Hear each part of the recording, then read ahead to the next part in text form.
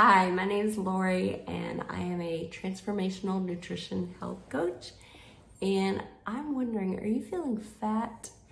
And I don't mean fat like, the picture of the woman pinching the inches on her waist. I mean frustrated, anxious, tense. So I was in a meeting yesterday and I was listening to this woman talk, I guess it was Monday, and she was talking about feeling frustrated. She said, I'm feeling fat, I'm feeling frustrated, and so on.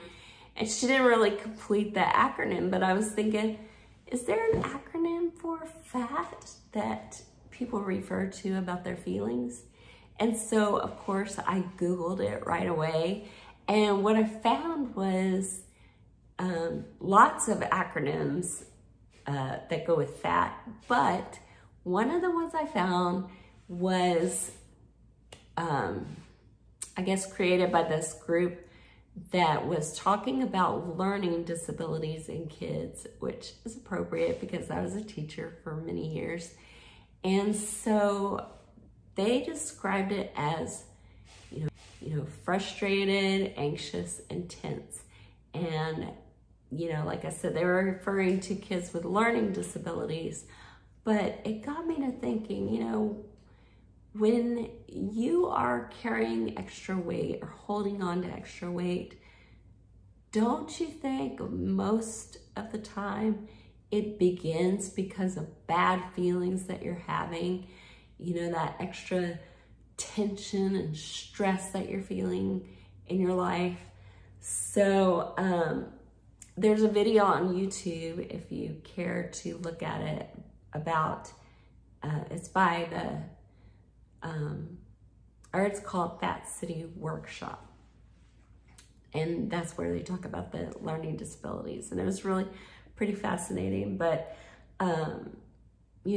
I am just using it, borrowing it today to talk about that extra weight that we hold on to. And, there are 3 times in my life that I put on extra weight, like lots of extra pounds that I didn't need. When I got up to the weight that I was when I carried my first baby, I was really frustrated, anxious, and tense at that point. But I just was gonna tell you about these 3 different times that I put on extra weight and tell you about how they came from bad feelings of frustration, anxiety, and tension. So before I do, let me give my disclaimer. I am not a doctor. I am a transformational nutrition coach, but I'm not a certified nutritionist. So before you change your diet or before you take advice from somebody like me, speak to your doctor, because your doctor will know more about your medications and different situations in your life, and they can instruct you better on how to create a healthy diet. So the first time that I put on extra weight was when I went away to college for the first time. College 15, we all do that. I think I put on more like 20, but anyways, I moved to a dorm room and I had a roommate that was my good friend from high school, and she stayed the first night in the dorm with me, and then she moved out and moved in with her boyfriend. So I didn't have her around. I was kind of lonely. I had lots of friends from high school, guy friends mostly, but I felt lonely. And also I had that freedom, of being able to eat whatever I want. I didn't have anybody say, you shouldn't eat that, or, I had nobody cooking home-cooked meals for me. I didn't even do the dorm meal plan. I just I did fast food, and I cooked what I could in my little hot plate. So I put on extra weight then, and I did take it off, and I'll tell you in a few minutes about how I did that.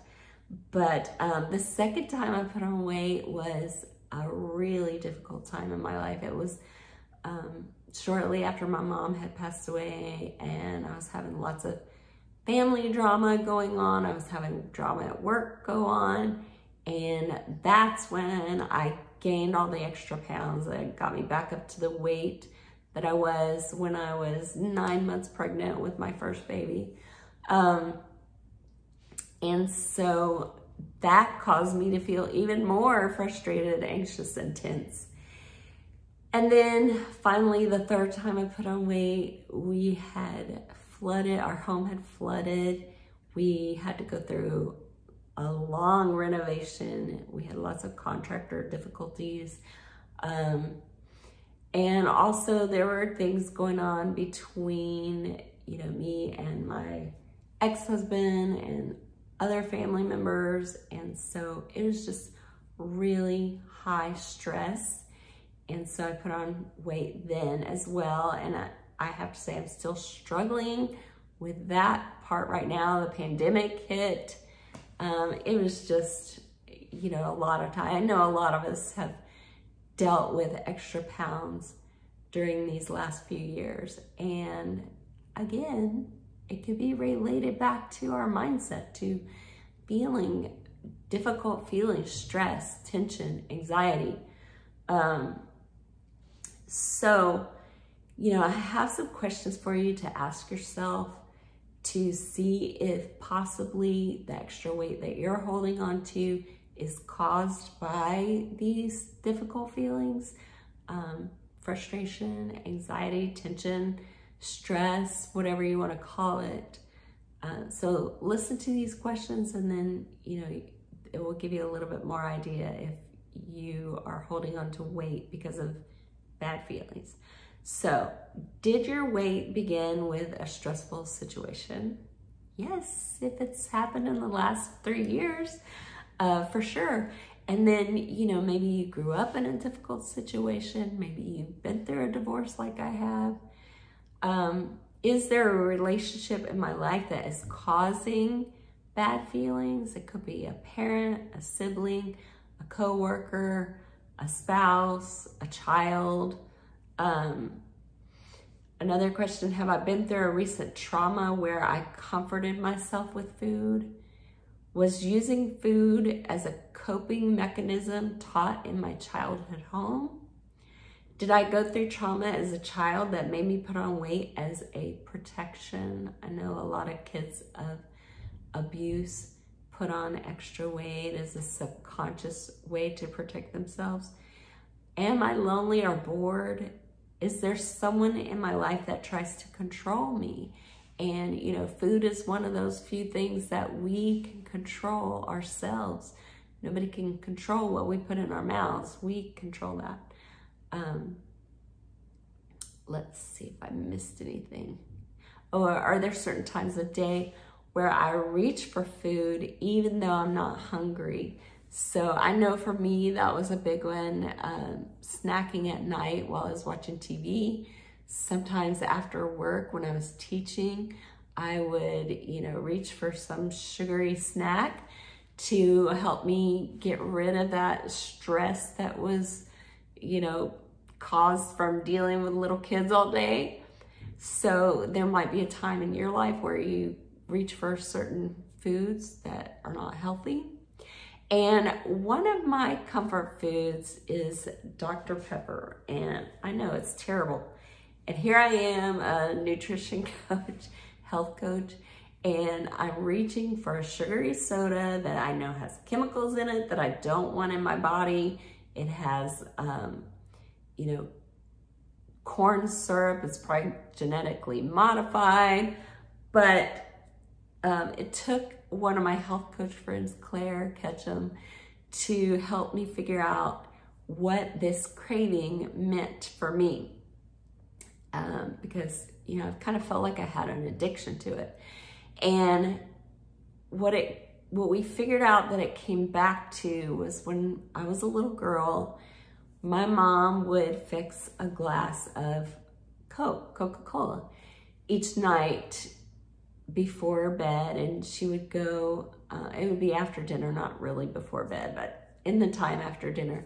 And she would go sit on the couch and watch TV, and she would let my brother and I have a little bit also.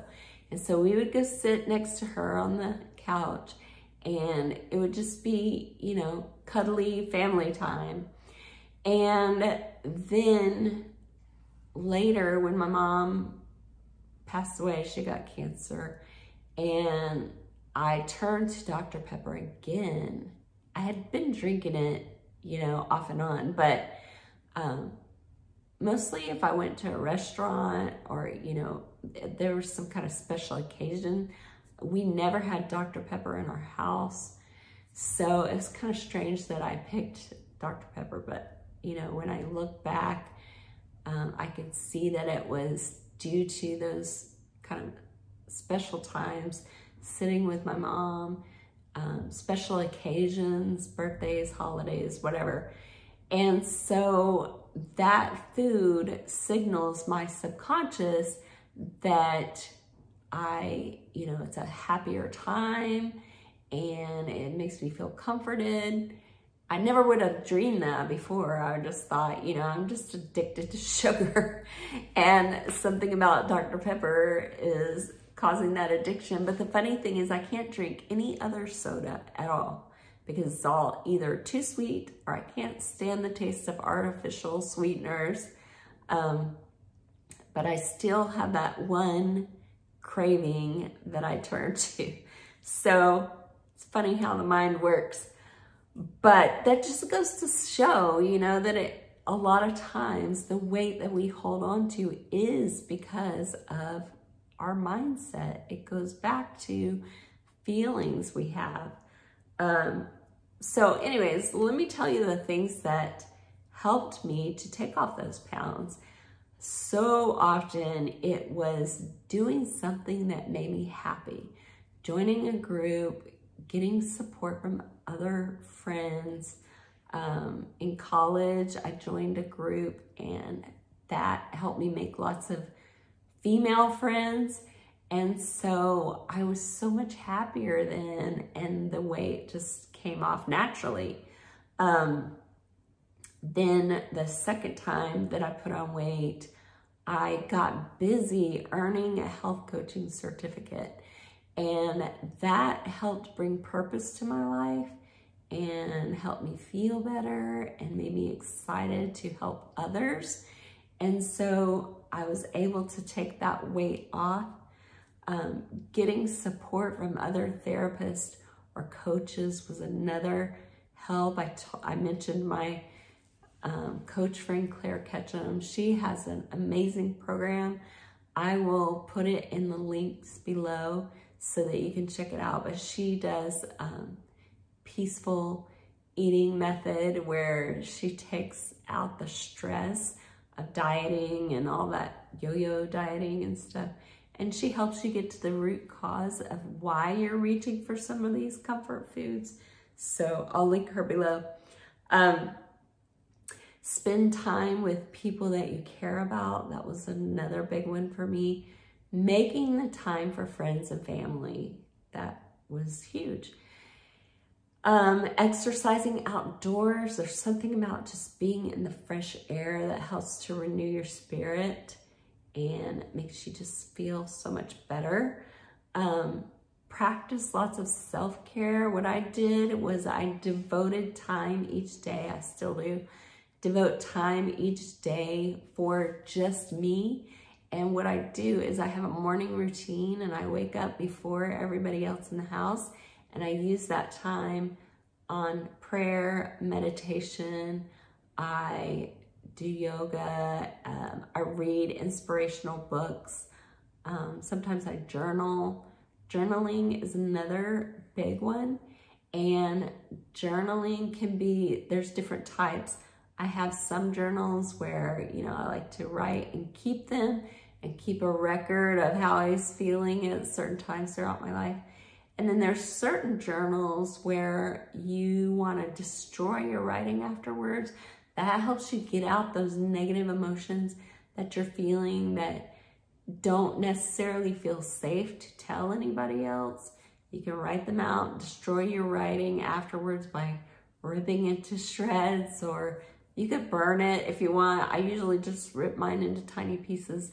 Sometimes I write on my computer and then delete it and, you know, just get rid of it in the trash so that nobody can ever find it. Then let's see, I've also over the years tweaked some things in my diet, like foods that I eat. I have cut gluten out of my diet, and I don't necessarily suggest that anybody do something so drastic. I did it because at the time, I really believed in elimination diets, and gluten was a big one for me, and it made me feel so much better immediately. I had had digestion problems all my life, so, you know, I don't know if it's necessarily a sensitivity. It probably is a real sensitivity, but it could have been caused by stress and negative emotions over the years. So that's something that I continue to work on, and I hope to add it back in my diet someday. But for now, I'm gonna stay off of it because that's what makes me feel good. But when I started eliminating more and more foods, you know, I started thinking, well, you know, what's the deal here? I can't just cut out every food. You know, I cut out dairy, and then I cut out cabbage because it hurt my stomach, and I cut out beans, and I don't know, just, there were lots of things that I started feeling like, well, this doesn't make me feel so good. So, you know, if there's a food that you eat that makes you feel bad, sure, cut it out, but maybe only do it for a little while, and maybe only do it while you're working on your mindset and you're finding a way to get support for your negative emotions, because, you know, science has proven that there's a connection between mind and body, and so many chronic symptoms are caused by our mindset. And, you know, they're real symptoms. They're not just things that you're making up in your head. You're having real pain. You're having real diagnoses, but they could possibly begin in your head with things that you are, emotions you're suppressing,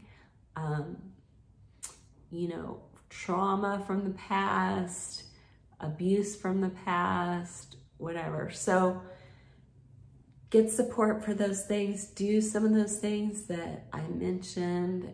Helped make me feel better about myself, feel happier, practicing lots of self-love and self-care.